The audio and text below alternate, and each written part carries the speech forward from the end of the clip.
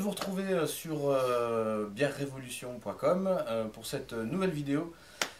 Toujours à la recherche de nouveaux brasseurs de talent, et aujourd'hui j'ai le grand plaisir de recevoir Monsieur Boris Au moins. de la brasserie corrézienne. Boris, heureux d'avoir pu t'intercepter au vol pour faire cette vidéo. Ouais. Voilà, donc la brasserie corrézienne, une très jolie brasserie, brasserie artisanale qui nous fait des super produits. Merci. Non mais vraiment, bon après je vais te laisser présenter un petit peu tes bières, te présenter toi, parce que je crois qu'il y a plein de belles choses à nous dire. Ouais, ben, donc c'est une brasserie que j'ai créée en Corrèze il y a 4 ans maintenant. Dans le sud Corrèze, on est quasiment dans le Lot, pas loin de la rivière Dordogne. Donc, dans un coin à la fois calme, où on mange bien, on boit bien. Il y a pas mal d'anglais, tout. Donc voilà, et ce qui me fait plaisir, c'est qu'au bout de 4 ans, les Anglais ils m'ont dit, bon ben, il n'y avait qu'une chose qui nous manquait ici, et maintenant on l'a. Donc ça, c'est quelque part, c'est encourageant, quoi. Voilà, donc j'ai créé ça. Bon, j'ai brassé en amateur pendant une quinzaine d'années, comme beaucoup, hein. Je viens du brassage amateur. Et puis on habitait en Savoie avant, dans la neige, et on en avait marre donc, de la neige. Donc on est parti, et un jour je suis arrivé au boulot et j'ai dit, bon ben, je pars dans 6 mois, là, je vais faire de la bière en Corrèze. Donc ça a un peu surpris, mais le projet était là, il fallait que je le fasse, j'en avais besoin, donc on est parti, et puis voilà, quoi. Et pourquoi la Corrèze même? Oh, parce que on voulait pas un coin trop plat quand même en faisant de la montagne. Ouais. Et puis j'y ai habité 1 ou 2 ans, j'ai un peu de famille, donc ça nous plaisait bien, quoi. Et Curmonte, a priori c'est un super village quoi. Curmonte, ouais, c'est un village classé plus beau village de France, mais bon, comme il y en a beaucoup dans le coin.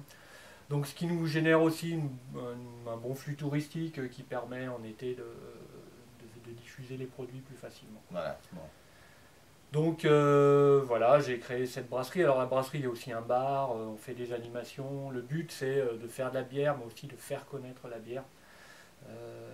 Parce qu'on est dans un pays où on connaît très peu la bière. Eh oui. Donc, malheureusement, mais ce qui engendre pas mal de problèmes, notamment en ce voilà. moment, hein.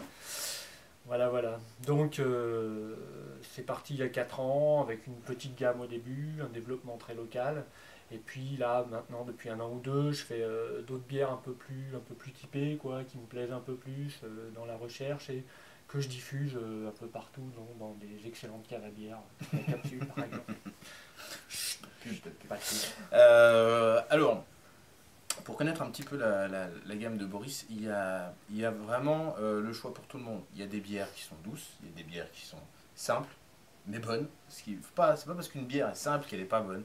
Il y a des bières qui sont très complexes qui sont très bonnes, il y a des bières qui sont très complexes qui ne le sont pas non plus.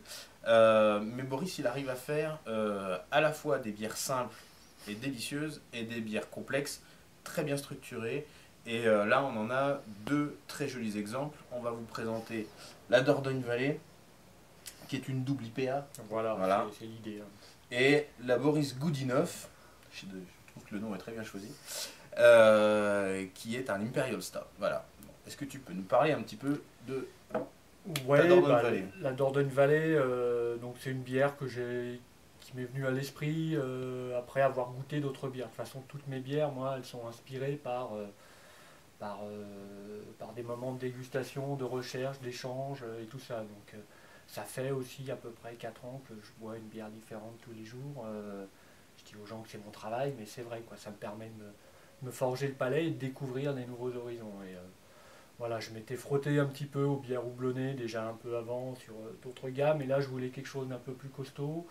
Et je voulais travailler une bière très houblonnée, mais avec un houblonnage qui tienne un peu dans le temps. Donc voilà, je suis parti sur ce type de bière, très marqué nord-américain, hein, quand même, mais avec un houblon, avec notamment du Nelson, donc qui apporte des touches un peu fruitées, différentes, un peu moins agrumes, un peu plus fruits exotiques. Un peu plus fruits exotiques, ouais. Voilà, et donc l'idée c'était de faire une bonne grosse bière bien lourde, bien houblonnée, avec un truc assez massif, une bonne longueur en bouche, une amertume correcte aussi, hein. Donc là, on sort un peu du consensuel, mais on est sur un produit typé, et voilà. Bon, après, je leur ai donné je l'ai appelé la Dordogne Valley parce qu'on est le long de la Dordogne, et puis un petit clin d'œil aux États-Unis. Petit clin d'œil aux États-Unis, voilà.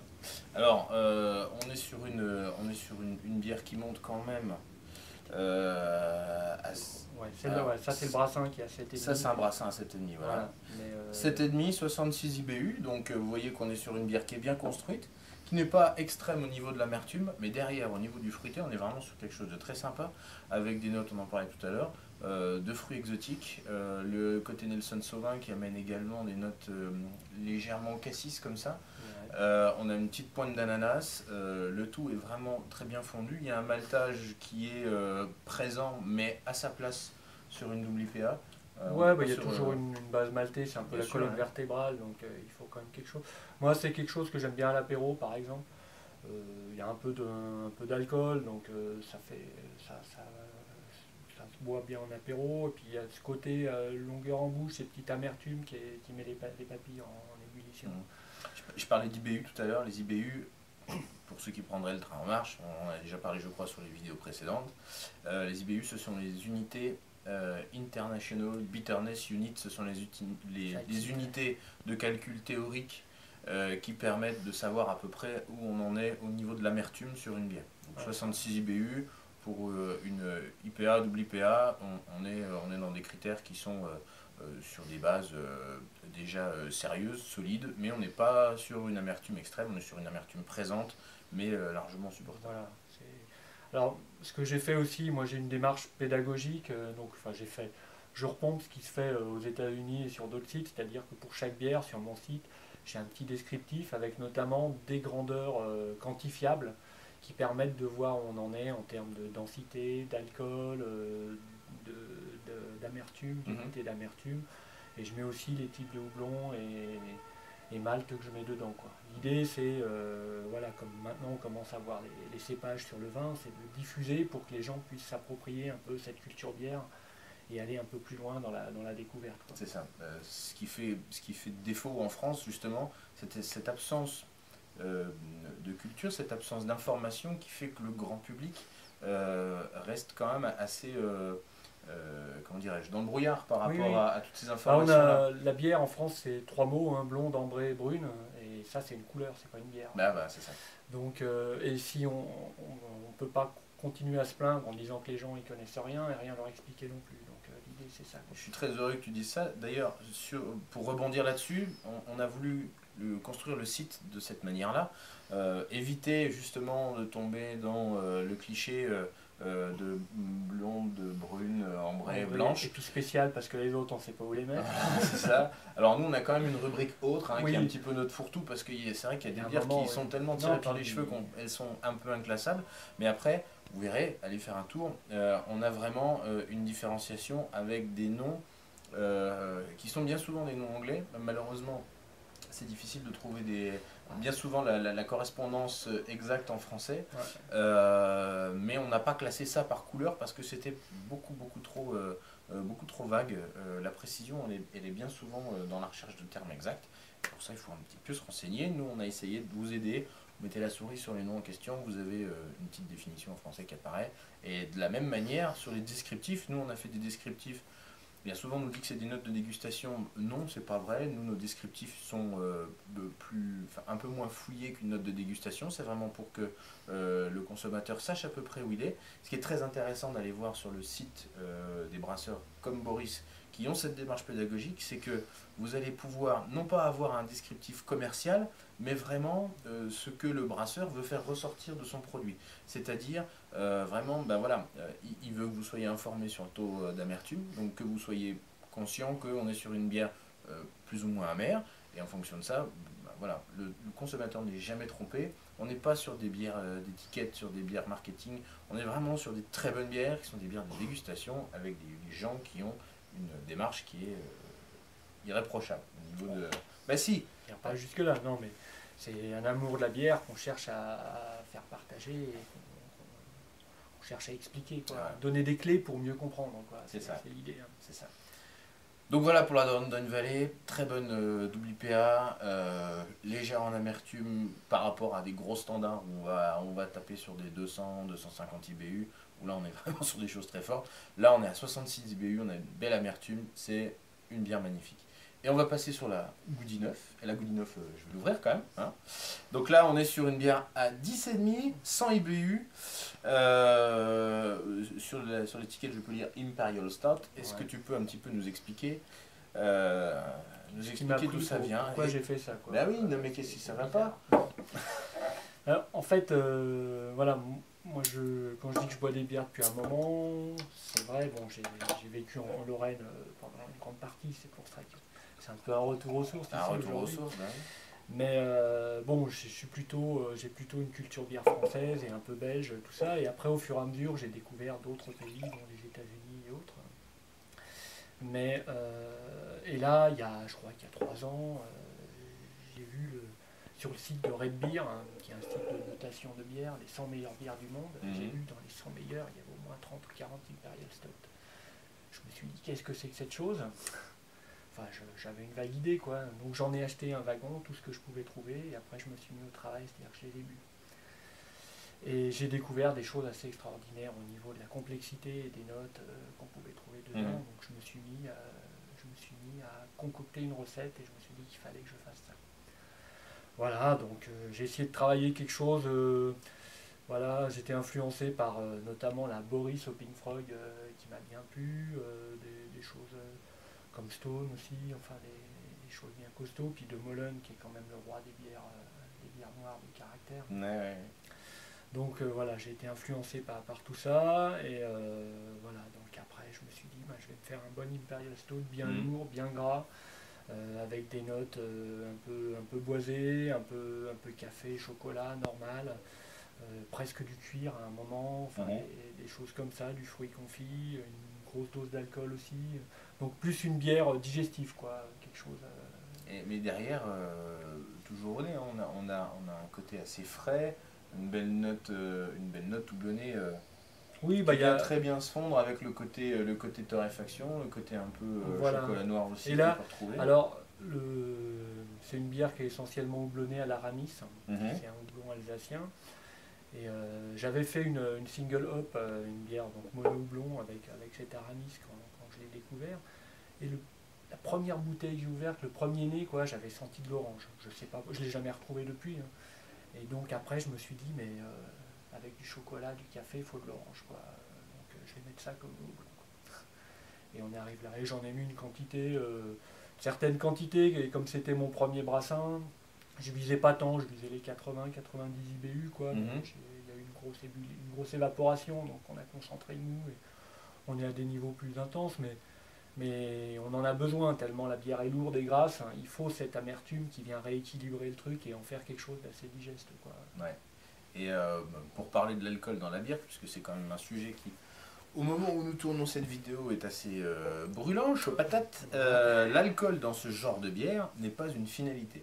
On peut rechercher effectivement à brasser des bières qui vont être un peu plus fortes en alcool. Non pas pour saouler les jeunes et saouler les masses, ce n'est absolument pas le but de ce genre de produit. Ce serait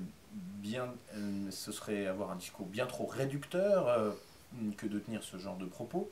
L'alcool ici est vraiment, permet de donner une structure à la bière, permet également d'avoir un effet d'exhausteur de goût, c'est-à-dire qu'il permet de faire tenir des notes plus longtemps et vraiment de bien soutenir ces notes et d'avoir une belle définition en bouche. Et les Imperial Stout, on est vraiment sur une tradition, le terme Imperial, je ne vais pas vous faire tout un historique, mais le terme Imperial permet au consommateur de se situer sur un type de bière et de se dire que là, on est sur un stout qui va être plus fort en alcool. Mais pas plus fort parce qu'on l'a monté au sucre pour qu'il soit fort, plus fort parce que derrière, on est sur une grosse structure qui nécessite d'avoir ce degré d'alcool et ce côté chaleureux, puisqu'on est sur des bières vraiment épaisses, grasses, plutôt des bières digestives, comme tu disais, des bières d'hiver, diront certains. Mais en tout cas, sur des bières qui sont costauds, charpentées et qui nécessitent d'avoir ce degré. Donc après, et puis bon, pour la petite histoire, un Imperial Stout, toujours référence à la cour de Russie et autres. Donc en général, on donne un petit nom à consonance russe. Donc voilà, donc là je suis parti sur Boris Goud. Alors il y avait Boris Goudounov qui était un grand tsar de Russie, mais là on fait un jeu de mots foireux parce que le jeu de mots foireux c'est quand même une des composantes de la brasserie artisanale. Donc le Goudenov qu'on va retrouver voilà, derrière. Mais donc très bien, alors en bouche, j'ai pris une gorgée furtive. En bouche, on retrouve vraiment un côté chocolat noir qui vraiment pour moi est la grosse dominante. On a également une amertume bien persistante. On va ressentir, comme tu disais tout à l'heure, des nuances un peu florales qui est vraiment caractéristique de l'aramis. Et puis là aussi des petites notes de cuir, une belle note de torréfaction quand même. Oui, bah, on est sur des maltes torréfiés, des grains torréfiés. Alors il y a, voilà, il y a un peu de seigle aussi pour apporter du gras, et j'aime bien ce côté un peu qui colle au verre comme un armagnac ou un vieux rhum. Voilà, c'est l'idée, c'est vraiment à la fin de repas, tranquille, au coin du poêle, où on passe un bon moment, quoi. Et je sais pas si tu as déjà essayé un Imperial Stout sur un fromage, genre un camembert ou quelque chose comme ça. Quand on est en plus sur un Imperial Stout qui amène des notes un peu fleuries, merveille avec le camembert. Voilà. On va tester ça. Non, on a fait un biramisu avec. Un biramisu. Et on peut faire aussi des très bonnes pâtisseries, notamment un gâteau au chocolat sur des stouts comme ça qui est fondant au chocolat qui est vraiment très très bon. Bref, voilà. Boris, merci beaucoup de nous avoir fait partager tout ça. Vous l'aurez compris, voilà, le bonheur réside dans ce genre de petites choses, pas uniquement, mais voilà, l'alcool c'est pas fait pour saouler les masses, la bière c'est pas fait pour saouler les jeunes. Qu'on se le dise, ma foi. Merci beaucoup, à bientôt. Allez, on va la finir. Allez, merci bien.